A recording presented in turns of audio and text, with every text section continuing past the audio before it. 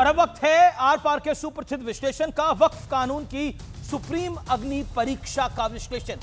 विरोधियों का तर्क क्या है? आर्टिकल 26 के तहत सिर्फ मुस्लिम ही बोर्ड का हिस्सा है, लेकिन सुप्रीम कोर्ट ने कहा है हिंदुओं के मामले में भी सरकार ने कानून बनाए हैं।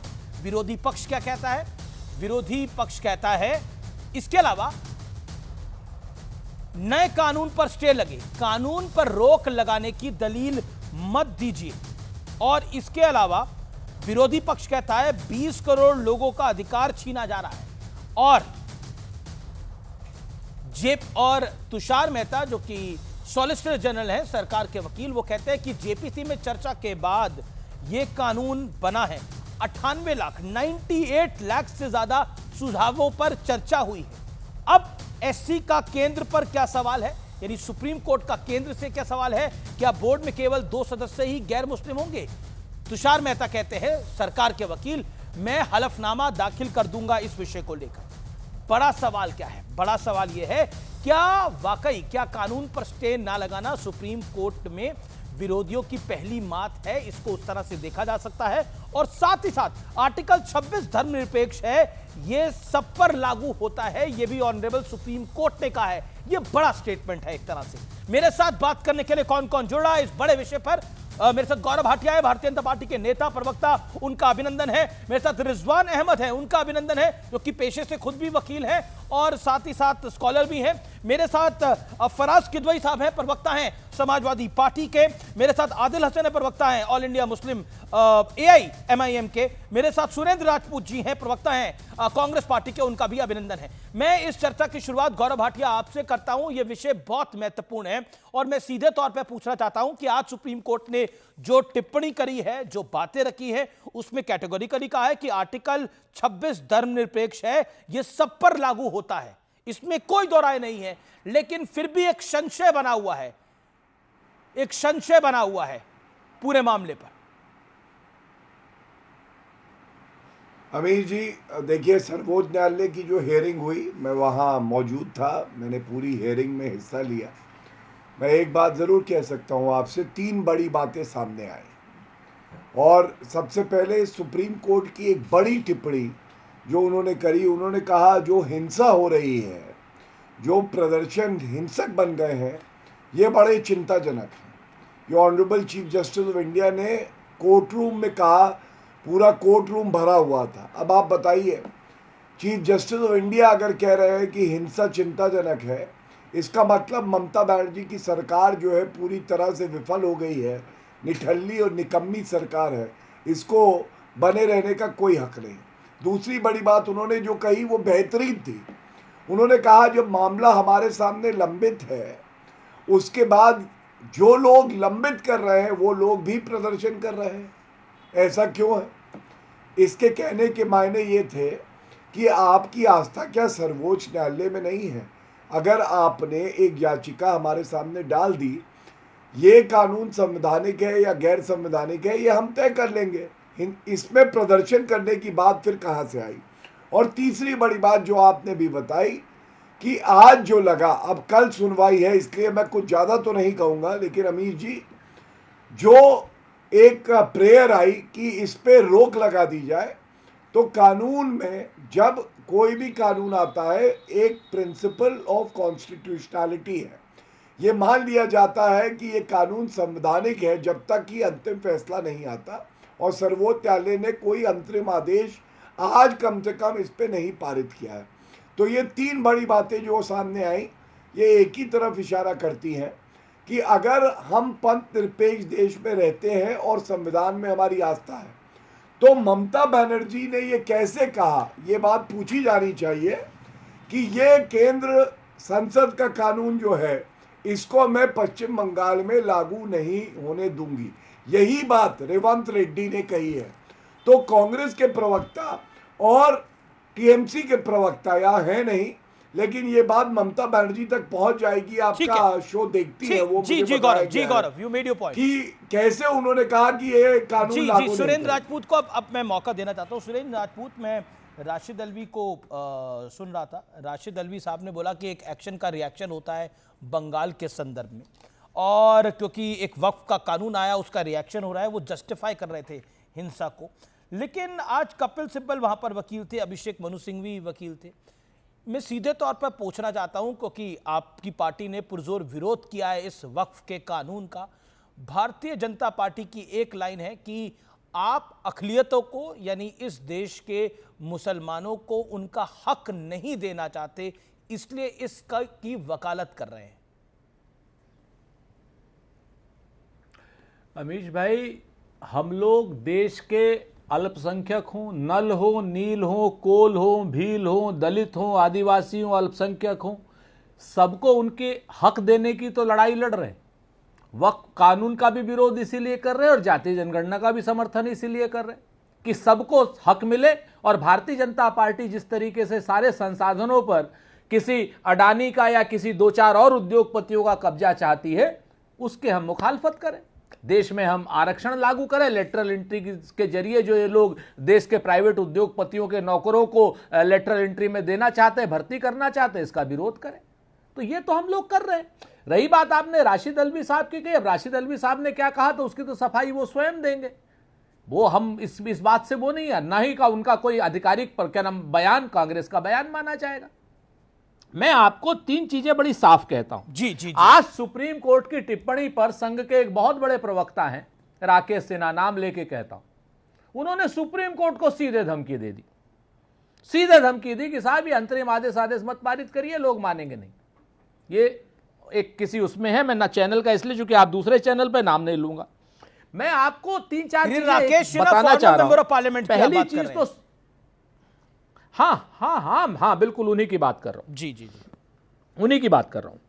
आप आज जस्टिस संजीव सिन्हा साहब ने, मेरे ख्याल से गौरव वहां पर थे, बड़ी पार्टी के बड़े प्रवक्ता हैं ये, वहां पर बड़े वकील भी हैं, तो ये इन्हें भी सुन रहे होंगे। इन्होंने पूछा होगा भाई जब संजीव सिन्हा ने कि क्या इसी तरीके की चीजें हिंदुओं के ट्रस्टों में भी मुसलमान को रखा जा सकता है क्या, तो सब चुप थे। नहीं, उसके बाद चुप कोई नहीं था। नहीं, आपने वाजिब सवाल पूछा। ये सुप्रीम कोर्ट का, ऑनरेबल सुप्रीम कोर्ट का केंद्र से सवाल था, क्या बोर्ड में केवल 2 सदस्य ही गैर मुस्लिम होंगे। उस पर तुषार मेहता ने बोला कि मैं हलफनामा दाखिल कर दूंगा, मैं हलफनामा प्रोड्यूस करूंगा। ये और क्या इसी को तो चुप्पी कहते हैं। एक मिनट उसका उत्तर गौरव जी को देने दीजिए, बड़े प्रवक्ता साहब को देने दीजिए। आप काहे को दे रहे हो? नहीं, मैं उत्तर नहीं दे रहा, मैं फैक्ट बता रहा हूं। मैं बिल्कुल उत्तर नहीं दे रहा, मैं फैक्ट बता रहा हूं, क्योंकि आपने बोला वो चुप रहे, तो आप तो निरपेक्ष भाव से लैंग्वेज में गलत बयान हो जाता है, इसलिए आप तो निरपेक्ष भाव से सरपंच रहो ना। मैंने कहा आप तो निरपेक्ष भाव से सरपंच रहो, अच्छी बात है। दूसरी चीज, उन्होंने वक्फ बाय यूजर पर स्पष्ट अपनी टिप्पणी की, उस पर भी उन्होंने यही कहा होगा कि हलफनामा दे देंगे। आप ही ने बताया वक्फ बाय यूजर पर उन्होंने क्वेश्चन उठाए कि कैसे आप करेंगे। इसके बाद उन्होंने एक चीज और बड़ी क्लियर करी, पूछी भाई कि साहब आप ये वक्फ की संपत्ति वक्फ की ही रहेगी, चाहे इसमें विवाद हो और चाहे इसमें वो जो वक्फ का जो सबसे बड़ी हमारी डिमांड है, जो मैं धन्यवाद दूंगा ऑनरेबल कोर्ट को कि उन्होंने ये ऑब्जर्वेशन दिया कि वक्फ की जो संपत्ति है, जैसे ही कोई आदमी विवाद करेगा तो जमीन जो है डीएम उसको सरकार कर देगी। तो उन्होंने कहा वक्फ की संपत्ति बिल्कुल लंबे जवाब हो रहे। गौरव भाटिया 40 सेकंड। सरकार नहीं, अदालत करेगी। Okay, Gaurav Bhatia 40 second reply. चलिए, विपक्ष कह रहा है आज आप सुप्रीम कोर्ट में बैकफुट पे थे। देखिए, विपक्ष कह रहा है। मुझे बहुत अच्छा लगा कि कांग्रेस के प्रवक्ता ने कम से कम सर्वोच्च न्यायालय का सम्मान किया। अभी ये टिप्पणी है, आदेश नहीं है, कल आदेश भी आएगा। लेकिन यही सम्मान आर्टिकल 370 को जब सर्वोच्च न्यायालय ने कहा था संवैधानिक है, तब भी कर लेते। शाहबानो का जजमेंट आया था, एक 65 साल की मुस्लिम महिला को भत्ता देने का आदेश हुआ था, उस फैसले को आपने पलट दिया था कानून लाके, तुष्टीकरण की राजनीति करके। और जो बात आप कह रहे हैं, आपको मालूम है क्या हुआ कोर्ट में?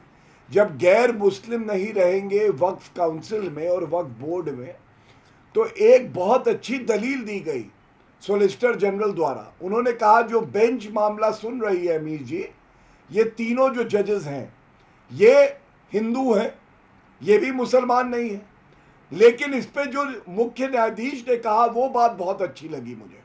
उन्होंने कहा जब हम जज की कुर्सी पे बैठते हैं तो हम हिंदू नहीं रहते हैं, हम लोग पंथ निरपेक्ष और संविधान के योद्धा हो जाते हैं, और इसलिए इस दलील में दम नहीं हो सकता। अगर यही जो प्रिंसिपल है लागू करें तो वक्फ कौन चलाएगा? मुसलमान। वक्फ बोर्ड में जो एक्सपर्ट्स हैं उनकी भी जगह होगी, वक्फ काउंसिल में माइनॉरिटी मिनिस्टर की भी जगह होगी, और मैं समझता हूं कल जब आदेश आएगा तो दूध का दूध और पानी का पानी हो जाएगा। दूसरी बात, अधीर रंजन चौधरी तो इनके नेता हैं ना, जो पश्चिम बंगाल में हिंसा हो रही है, राशिद अलवी से तो इन्होंने पलड़ा झाड़ लिया अपना। अधीर रंजन चौधरी तो कह रहे हैं ममता बनर्जी की ये विफलता है, लेकिन ममता बनर्जी इंडिया अलायंस का हिस्सा है। अब आप मुझे बताइए। जी जी जी बिल्कुल बिल्कुल। मैं फराज किदवई को ले लूं, फराज किदवई को ले आऊं चर्चा के अंदर, वो भी वेट करने हैं। एक सेकंड, एक 5 सेकंड का मौका बिल्कुल, दे दीजिए। 10 सेकंड सुरेंद्र राजपूत, 10 सेकंड दिया आपको, मेक योर पॉइंट। बहुत शुक्रिया आपका अमीश भाई। देखिए, 3 चीजें मैं बड़ी साफ कहता हूं कि बंगाल में जो हिंसा हो रही है राज्य सरकार उसकी जिम्मेवार है। भारतीय जनता पार्टी भी जो उस हिंसा में पानी डालना चाहिए वो पेट्रोल डाल रही है, उसके लिए भी राज्य सरकार जिम्मेवार है, क्योंकि वहां पर राज्य सरकार की कानून व्यवस्था की जिम्मेवारी है। इस बात से मैं गौरव भाटिया की सहमत हूं, और भारतीय जनता पार्टी के जो लोग भी वहां दंगा फैला रहे हैं सबको टांग लेना चाहिए पुलिस को, यह भी हम आपको कहते हैं, क्योंकि ये लोग अपनी वाणी से आतंक फैला रहे हैं। एक बात इन्होंने जो आज की डेट में उस पर कही सुप्रीम कोर्ट के आदेश पर, तो सुप्रीम कोर्ट के आदेश पर तो गौरव जी वक्फ बाय यूजर पर भी बोल दीजिए, टिप्पणी तो आज आपने करी दी है, और उसके बाद आप ये भी बोल दीजिए कि जब आपने आप लोगों ने जो सबसे बड़ा प्रावधान किया है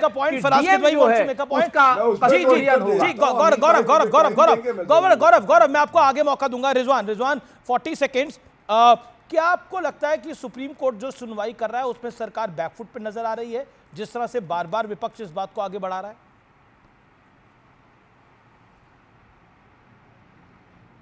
क्योंकि ये मामला विधायिका और न्यायपालिका का भी हो जाएगा आगे जाकर।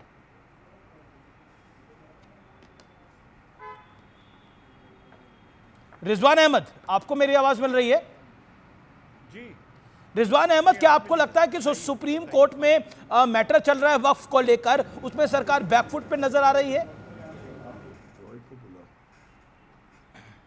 जी, जय हिंद, वंदे मातरम। जैसा विपक्ष नहीं, कह रहा है। बिल्कुल नहीं, बिल्कुल नहीं। नहीं, विपक्ष तो बहुत कुछ कहता है। विपक्ष तो कह रहा था कि 370 में भी सरकार बैकफुट में है और तलाक़ बिद्दत में भी बैकफुट पर है। विपक्ष को आप खुश होने दीजिए। कुल मिला बॉस बहुत इको आ रही है। जस्ट कांट लिसन, इसको चेंज करवाइए। जस्ट कांट लिसन, चेंज करवाओ उसको, चेंज करवाओ उसको। जी जी बिल्कुल, इसको करेक्ट करा रहे हैं।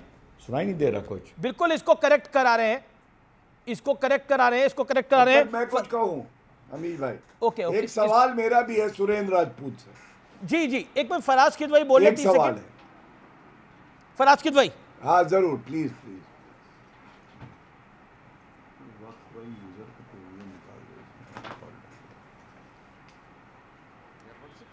अमीर जी, देखिए, अभी गौरव जी ने एक बात बोली कि सरकारी वकील ने बेंच के कॉम्पोजिशन के ऊपर कुछ कमेंट किया या उन्होंने दिखाया। ये सही बोल रहे हैं कि वहाँ पर ये कहा गया कि जब हम बेंच पे बैठते हैं तो हम धर्म को भूल जाते हैं, लेकिन वो टिप्पणी गुस्से में की गई है। ये गौरव भाटिया जी आगे बताना भूल गए। लेकिन अमीर जी, सवाल ये है कि जब आपकी भी डिबेट्स में हम लोग वक्फ पर डिबेट करते थे और जब दूसरी डिबेट्स में भी जाते थे, तो मैंने एक पॉइंट बार बार उठाया। मैं हमेशा कहता था कि Ratilal Panchanand Gandhi versus state of Bombay के केस में माननीय सुप्रीम कोर्ट ने क्या कहा था? गौरव भाटिया जी तो वकील हैं, कि धार्मिक मैटर्स में the right of management given to a religious body is a fundamental right that no law can take away. ये माननीय supreme court Ratilal Panchanand Gandhi versus state of Bombay के केस में पहले से बोल चुका है। दूसरी बात यह है कि क्योंकि सुरेंद्र राजपूत जी ने अभी जिक्र किया था कि आरएसएस के एक विचारक हैं जो कि राज्यसभा एमपी भी थे, उन्होंने 5 बजे के शो में ये सारी बातें कही हैं। सुरेंद्र राजपूत जी बिल्कुल ठीक कह रहे हैं। एक मुझे शेर याद आ रहा है, सुन लीजिए, भारतीय जनता पार्टी की हालत पर अमीश भाई, कि नापाक इरादा, हर मील के पत्थर पर लिख दो ये इबारत, हर मील के पत्थर पर लिख दो ये इबारत, नापाक इरादों से मंजिल नहीं मिलती। नहीं, बिल्कुल आपको भारतीय जनता पार्टी की हालत नजर आ रही है, लेकिन कोर्ट ने भी तो स्टे देने से आज इनकार ही कर दिया। स्टे लेने की बात कही, कोर्ट जब 3 बार ही बोला, वकीलों ने बोला अब मत बोलिएगा नहीं तो हम सुनवाई बंद कर देंगे, ये भी बोला ऑनरेबल कोर्ट ने आज।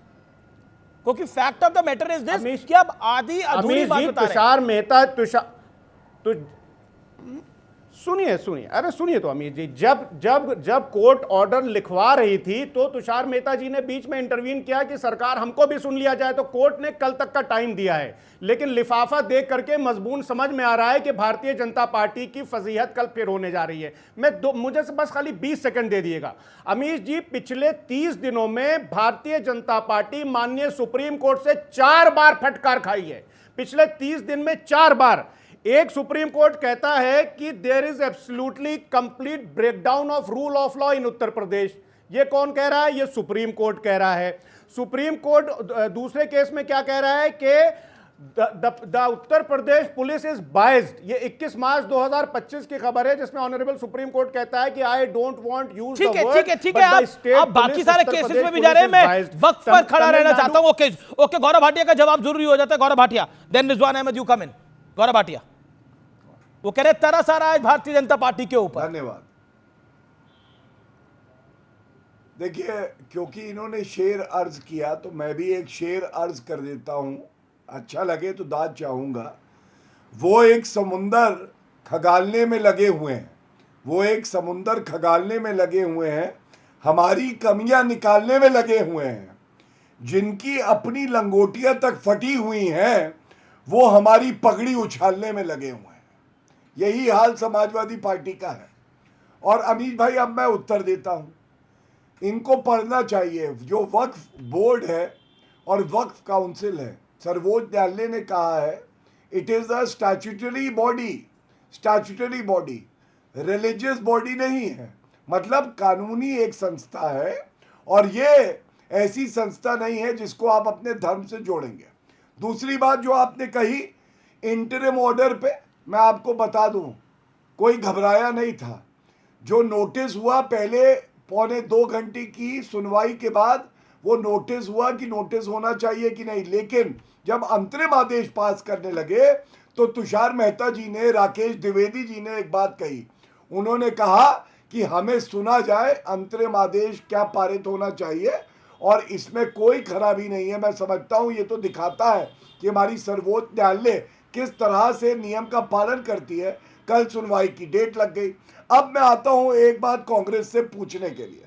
मेरा ये सवाल है, मेरी एक गुजारिश है आपसे, आप सुरेंद्र राजपूत से ये पूछिए कि ये जो कांग्रेस शासित राज्य है, तेलंगाना, हिमाचल, कर्नाटका, कांग्रेस कहती है हम ये कानून वहां लागू नहीं करेंगे, क्या ये वो कानून वहां लागू करेंगे या नहीं? ये हाँ या ना में जवाब ले। ओके, सुरेंद्र राजपूत इसका 20 सेकंड में जवाब, then Rizwan Ahmed waiting from long. Okay, Surendra Rajput ji 20 seconds. जी, मैं पॉइंट ब्लैंकली कहता हूं, चूंकि मेरी आदत है साफ कहने की। सुप्रीम कोर्ट के हर आदेश का अक्षरशः पालन किया जाएगा।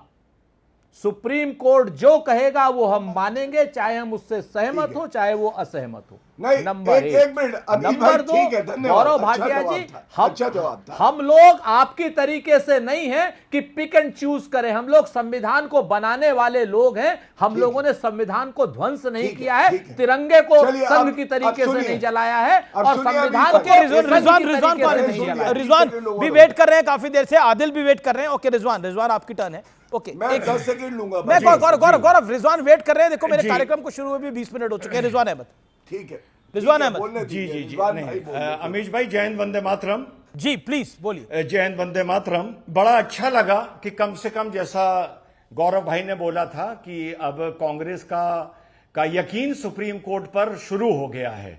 शाहबानों के टाइम पर इन्होंने सुप्रीम कोर्ट की भी नहीं मानी थी। उसके बाद सुप्रीम कोर्ट ने अलीगढ़ मुस्लिम यूनिवर्सिटी को कहा था ये माइनॉरिटी इंस्टीट्यूट नहीं है। सुप्रीम कोर्ट के वक्फ कानून पर हो रही है। अच्छा ठीक है, वो बीच में नहीं बोले किसी। अगर आप इधर यहां से लेके ईरान इराक तक चले जाएंगे, अब तुम बीच में बोलोगे तो मैं जवाब दूंगा। तो क्या ये बहस? तुम बीच में बोलोगे तो 2 मिनट में बदतमीजी कर दूंगा तुम्हारे साथ। अच्छा ठीक है, एक सेकंड, कोई बदतमीजी नहीं होगी, बदतमीजी कर दूंगा दोनों। अगर बीच में बोलोगे तो अरे ऑडियो डाउन करिए। ओके रिजवान अहमद आपकी टर्न है, आप बोलिए। एक second, Surendra Rajput audio down है, मेरा निवेदन है इत्मीनान से ठंडा पानी पीजिए, चर्चा अच्छे से करिए। रिजवान अहमद आपकी बारी है, आप अपनी बारी वो बोलिए, और नो और किसी के लिए गलत बात नहीं कोई भी। ओके रिजवान जी अब आप बोलिए। उसको तमीज सिखाओ पहले। आप अपनी बात को रखिए, उनको मैं बोल दूंगा जो मुझे बोलना है। आप अपनी बात को रखिए जी, आप मुझसे मुखातिब होइए।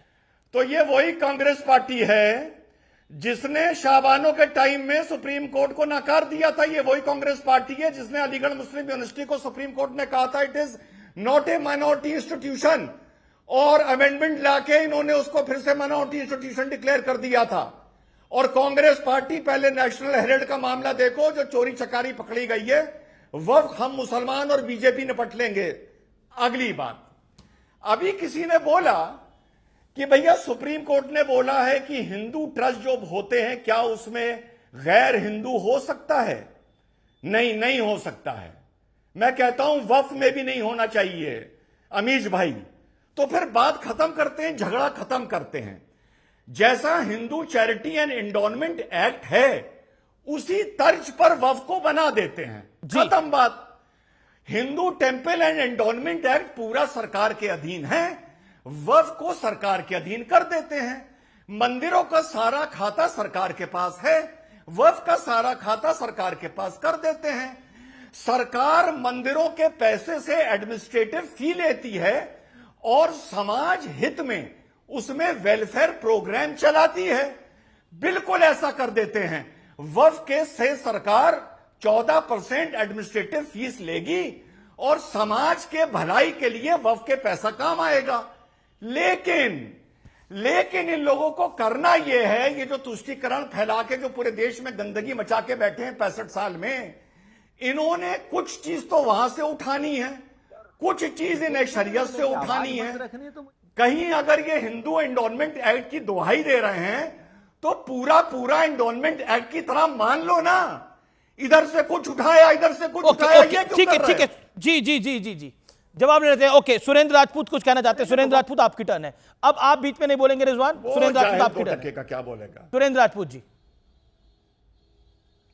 मैं आदिल आपके पास आऊंगा। चीजें बड़ी स्पष्ट हैं, 2 चीजें बड़ी स्पष्ट हैं अमीश भाई। एक चीज समझ लीजिए, मुद्दे पे रहेंगे, कायदे में रहेंगे तो फायदे में रहेंगे। डिबेट को अच्छी तरीके से चलाना है।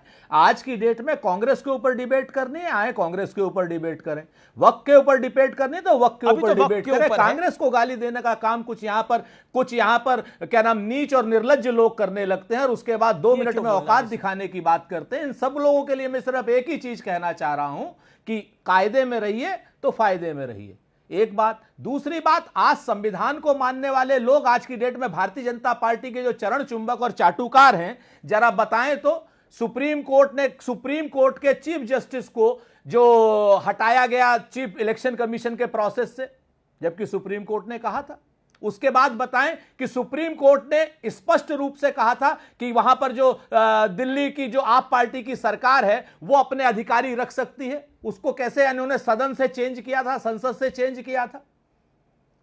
शबरीमाला के टेंपल पर क्या अमित शाह जी का बयान था सुप्रीम कोर्ट के ऊपर, कोई याद दिलाएगा? लेकिन हम यहां पर यह बात करने नहीं आए, हम यहां पर बात करना है वक्फ के ऊपर। और वक्फ पे जो कानूनी संशोधन हम कह रहे थे वो सुप्रीम कोर्ट बोल रहा है, और सुप्रीम कोर्ट बोल रहा है तो भारतीय जनता पार्टी के चरण चुंबकों को गौरव भाटिया सही बात कर रहे हैं क्योंकि वो सुप्रीम कोर्ट से आए। लेकिन भारतीय जनता पार्टी के चरण चुंबक हैं, नीच और निर्लज्ज लोग हैं, वो इस तरीके की बातें आपने भी उन्होंने आपको बोला, आपने उनको बोला, इस मैटर को यहीं क्लोज करिए। ओके, टॉपिक पे रहिए। ज्यादा विषय ना सुरेंद्र राजपूत बड़े हैं ना रिजवान बड़े हैं, ये विषय बहुत बड़ा है और देश की जनता बहुत बड़ी है। ओके, रिजवान अहमद, लगता है उनके साथ संपर्क नहीं हो पा रहा। आदिल का मैं रुख करता हूं, आदिल हसन का, AIMIM के हैं। आदिल हसन, क्या आपको लगता है जो बात रिजवान अहमद ने बोली, जो बात गौरव भाटिया ने बोली, उसमें तर्क संगत है? और अगर करना ही है तो फिर चैरिटी के तहत जैसे हिंदू समाज करता है, क्रिश्चियन समाज करता है, उस तरीके से होना चाहिए। चैरिटी तो है, वक्फ उसी एक्ट के अंतर्गत आना चाहिए। अमीश भाई, सुप्रीम कोर्ट के चीफ जस्टिस ने हिंदू और मुसलमान का नाम नहीं लिया था। उन्होंने साफ साफ कहा था, we are sitting here to educate, we lose our religion, we are secular, we are talking about a board which is managing religious affair. ये सुप्रीम कोर्ट ने कहा था। और गौरव भाटिया को बोलिए कि योगी आदित्यनाथ उनके जो चीफ मिनिस्टर हैं उनके लिए ये बोल रहे हैं। कटमुल्ला बहुत बोलते हैं ना, Urdu is born in India, can not be tied to any religion. ये सुप्रीम कोर्ट का जजमेंट है। और सुप्रीम कोर्ट ही के जज ने कहा था, when you learn a language you don't just learn to speak and write a new language, you also learn to be open-minded, liberal, tolerant, kind and considerate towards all mankind. ये supreme court के जज का judgement अभी कल ही आया है और बाकी सुरेंद्र साहब ने तो बतला ही दिया कि 3-4 सुप्रीम कोर्ट का जजमेंट सपा के लोग ने भी बतला दिया। सुप्रीम कोर्ट ने जो बात कही है, हमारे जो जज्बात थे, हमारी जो शंकाएं थी, उस पर सुप्रीम कोर्ट ने गौर किया। हम माननीय सुप्रीम कोर्ट का धन्यवाद प्रकट करते हैं। उम्मीद है कि सुप्रीम कोर्ट ही से उम्मीद है, सरकार तो जान ही रहे हैं कि सुप्रीम कोर्ट के चीफ जस्टिस को हटा दिए इलेक्शन प्रोसेस में। आम आदमी की सरकार को जैसे अफसर बदलते थे उसमें भी सुरेंद्र जी ने सही कहा।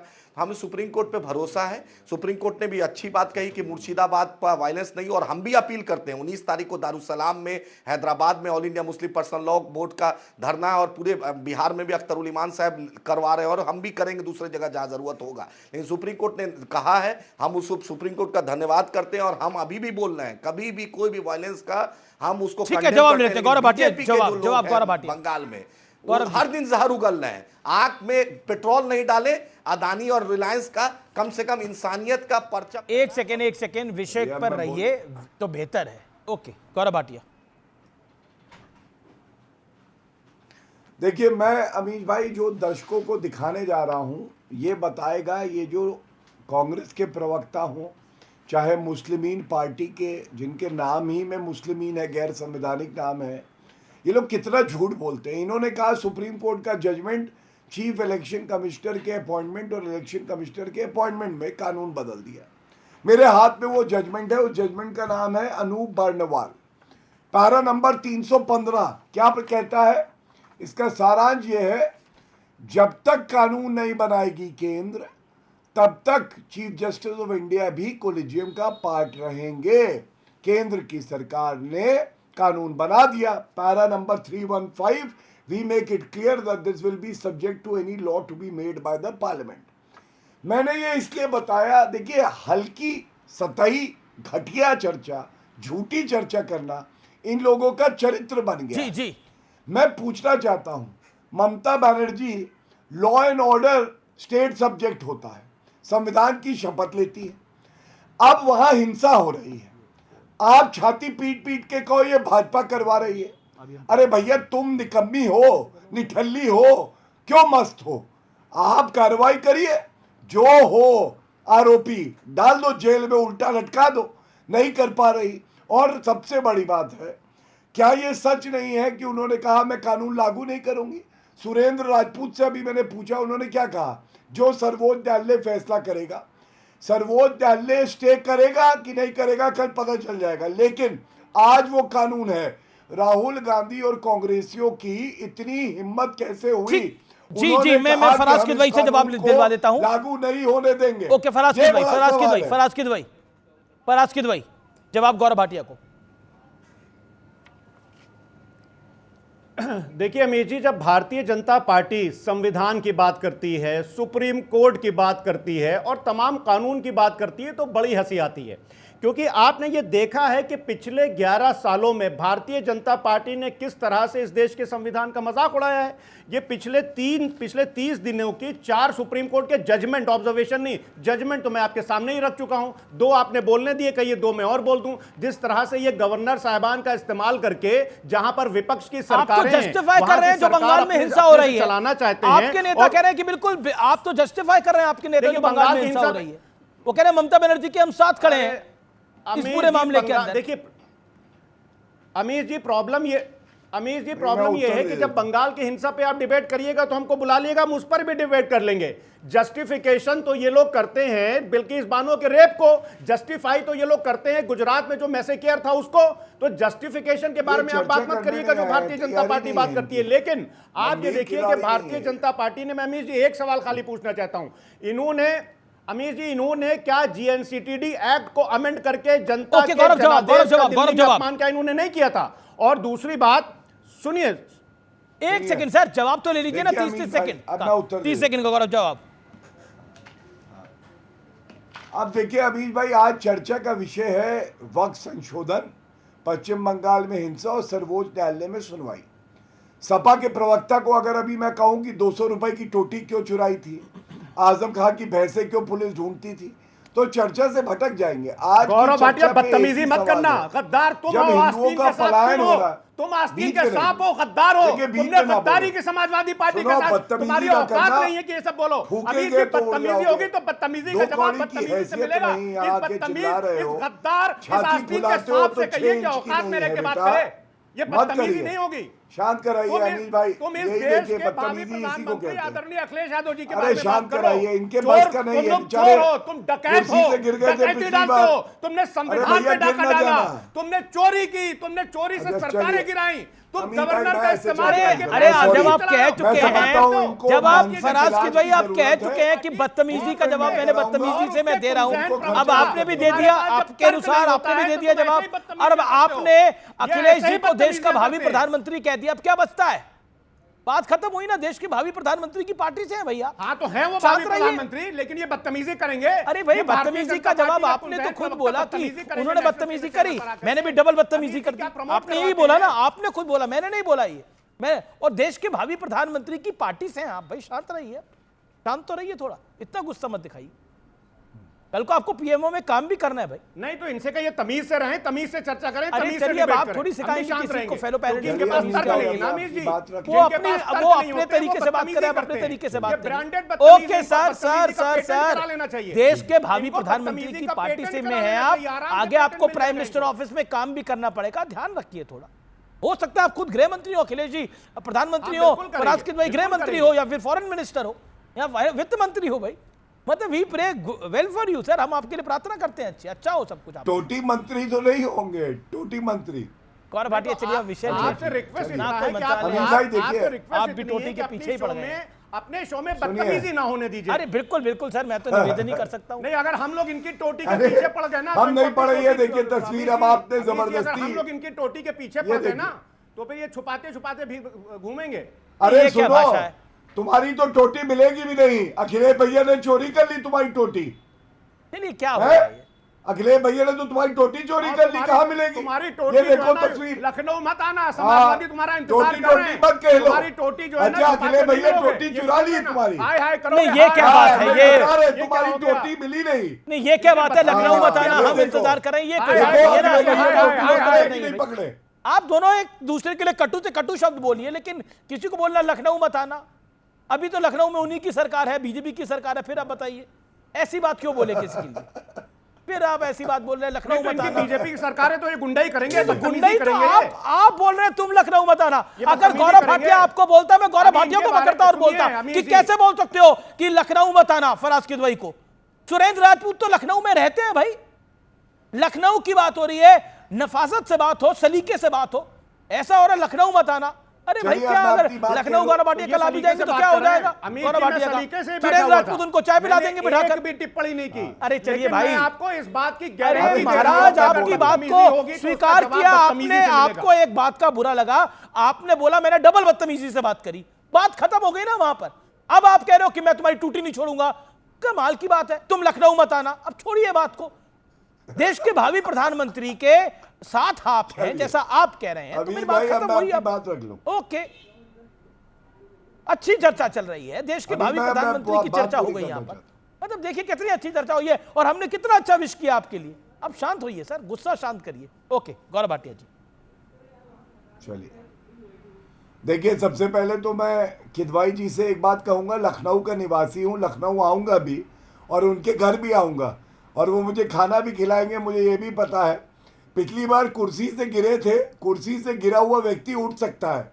आज जनता की नजरों से अखिलेश यादव गिरे हैं, उठ नहीं पाएंगे, ये बात समझिए। और क्यों कह रहा हूं अमीर भाई, अखिलेश यादव ने कहा बीजेपी दंगा करवा रही है पश्चिम बंगाल में और ममता बनर्जी को क्लीन चिट दे दी।